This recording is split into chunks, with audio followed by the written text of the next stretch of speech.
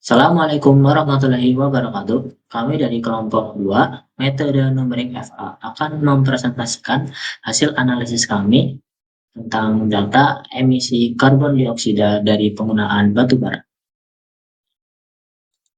Pertama, saya akan memaparkan manfaat penggunaan batu bara dan dampak emisi karbon dioksidanya. Manfaat pertama, sumber energi utama, khususnya pada PLTU. PLTU menghasilkan uap dengan menggunakan batu bara sebagai bahan bakarnya. Yang kedua, mendukung operasional industri. Industri semen dan industri kimia menggunakan batu bara sebagai bahan pendukung operasional mereka.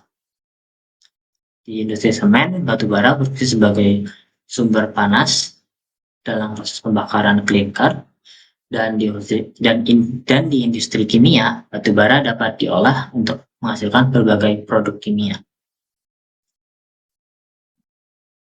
Yang ketiga, pendorong pertumbuhan ekonomi. Dengan menggunakan batu bara, yang mana harganya lebih stabil dan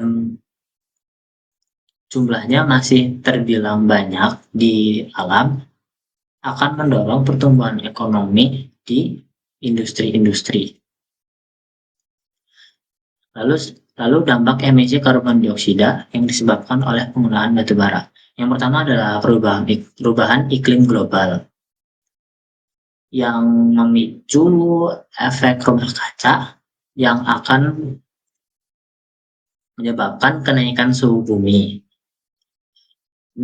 dan akan mengganggu ekosistem atau mungkin menghancurkan ekosistem. Dengan terganggunya atau hancurnya ekosistem, maka akan sangat berpengaruh pada dampak ekonomi dunia. Karena dengan hancurnya dan atau terganggunya ekosistem, maka akan menggunakan dana untuk rehabilitasi ekosistem, terus biaya pengobatan, efek samping dari perubahan iklim global, kenaikan suhu bumi, dan terganggunya ekosistem, dan juga korban bencana akibat dari terganggunya ekosistem. Pertanyaannya, apakah penggunaan batu bara masih layak dipakai? Well, see. Oke, selanjutnya kelompok kami akan melakukan analisis terhadap gas karbon dioksida yang dihasilkan oleh penggunaan batu bara khususnya di negara Cina.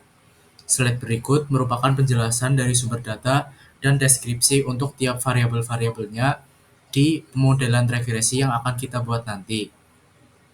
Untuk sumber data, kami mengambil dari situs Our World in Data. Dari situs ini, kemudian data tersebut diolah dari data asli oleh Global Carbon Project. Lalu untuk variabel X pada model regresi nantinya, ini merepresentasikan waktu atau tahun. Variabel X ini merupakan variabel independen yang nilainya tidak bergantung pada variabel apapun atau nantinya yang akan kita manipulasi. Lalu pada variabel Y ini merepresentasikan emisi gas karbon dioksida tahunan yang dihasilkan dari penggunaan batu bara. Variabel Y ini merupakan variabel dependen yang nilainya berubah seiring dengan bertambahnya waktu atau seiring dengan perubahan nilai variabel X. Dari data kami digunakan periode mulai dari tahun 2000 sampai 2023. Pada periode ini terdapat beberapa fase, yaitu fase pertumbuhan, yaitu fase pada saat di mana emisi yang dihasilkan itu eksplosif atau terjadi emisi yang dihasilkan eksplosif dan terjadi di awal abad ke-21. Lalu terdapat fase stabilisasi atau penurunan yang mungkin terjadi di tahun-tahun terakhir sebagai respon terhadap kebijakan iklim yang dikeluarkan oleh pemerintah Cina. Oke, selanjutnya kita dapat memodelkan kasus dengan sebuah persamaan berdasarkan data yang telah didapat. Dari data yang telah diperoleh, menunjukkan kenaikan emisi CO2 seiring bertambahnya waktu. Untuk memodelkan ini, kita dapat melihat pada slide berikut bahwa persamaan linear merupakan persamaan yang cocok untuk kasus ini, yang mana ditunjukkan dengan nilai koefisien korelasi yang mendekati 1. Sekarang kita masuk ke bagian yang paling menarik, yaitu kondisi ekstrim. Bagian ini kami buat untuk menguji seberapa jauh model yang kami buat bisa memprediksi emisi karbon di masa depan, baik dalam skenario yang realistis maupun dalam kondisi terburuk. Untuk analisis ini, kami menggunakan dua model. Yang pertama adalah model regresi linear yang kami anggap paling relevan untuk menggambarkan pertumbuhan emisi secara wajar. Dan yang kedua adalah model regresi eksponensial yang kami gunakan untuk melihat kasus terburuk, yaitu ketika pertumbuhan emisi meningkat secara sangat cepat tanpa adanya batas pengendalian. Kondisi pertama, kami ingin tahu berapa banyak emisi karbon dioksida yang dihasilkan dari batu bara di Cina pada tahun 2050. Berdasarkan model linear, hasilnya menunjukkan jumlah emisi bisa mencapai sekitar 15,6 miliar ton karbon dioksida. Angka ini menggambarkan kenaikan yang cukup moderat. Artinya, jika tren skala terus berlanjut, laju peningkatan emisi masih bisa diprediksi dan dikendalikan. Selanjutnya, pada kondisi kedua, kami ingin tahu pada tahun berapa emisi karbon akan melampaui 100 miliar ton. Nah, untuk model linear, hasilnya baru tercapai di tahun 2388. Lalu untuk kondisi ketiga, kami membandingkan hasil kedua model ini pada tahun 2100. Model linear memprediksi emisi karbon sekitar 28,1 miliar ton, sedangkan kondisi eksponensial menunjukkan angka yang sangat tinggi, yaitu 418,7 miliar ton karbon dioksida. Perbedaan yang sangat luar biasa besar, hampir 400 miliar ton. Dari hasil ini, kita bisa melihat dua sisi yang sangat berbeda. Model linear memberi kita pandangan yang sangat realistis tentang masa depan, sedangkan model eksponensial menunjukkan potensi bencana jika tidak ada perubahan besar dalam kebijakan energi di global.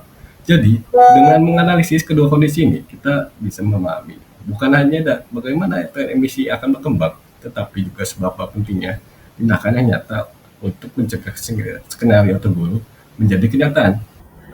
Yang terakhir yaitu kesimpulan. Nah, kesimpulan didapat dari hasil analisis kami, yaitu penggunaan batu bara akan menghasilkan emisi karbon yang seiring waktu jumlahnya akan terus meningkat. Nah, jika hal ini terus diteruskan, maka dampaknya akan semakin serius terhadap pemanasan global, gangguan ekosistem, dan risikonya sangat besar terhadap kesehatan dan perekonomian dunia.